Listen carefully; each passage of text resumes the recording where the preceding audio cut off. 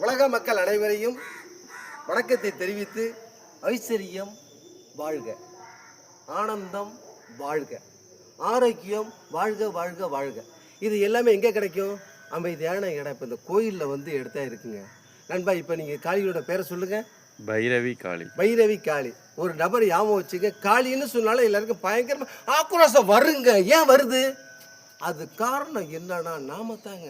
நம்ம எப்போ ஆனந்தமாக அடைகிறோமோ, அன்பாக இருக்கிறோமோ, அந்த ஆக்ரோஷம் வராது. அதை மையமாக வச்சு இந்த காளியை வணங்கி இப்போ நான் ஒரு பயிற்சி கொடுக்க போகிறேன். அதுக்கு எனது இனிய நண்பர் வருண் அவர்கள் ஒரு சில வரிகளை உங்களுக்கு விளக்கம் அளிப்பார்.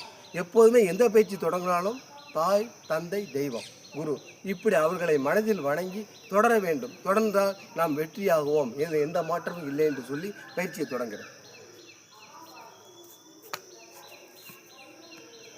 இது ஐயா காந்த சக்தி ஈர்ப்பு மூலம் தன்னுடைய கால்களையும் கைகளையும் மேலாசித்து உடம்பை சீராக்கி செய்யும் யோகா. இது அனைவரும் செய்யும் போது உடல் ஆரோக்கியமாகவும் ஆனந்தமாகவும் ஐஸ்வர்யமாகவும் பெருகும். இது தொடர் பயிற்சியின் மூலம் செய்ய முடியும். அனைவரும் செய்யுங்கள். நன்றி. மக்கள் அனைவருக்கும் இது சொல்கிறது, இதே 2 பக்கம் செய்து பழகுங்க.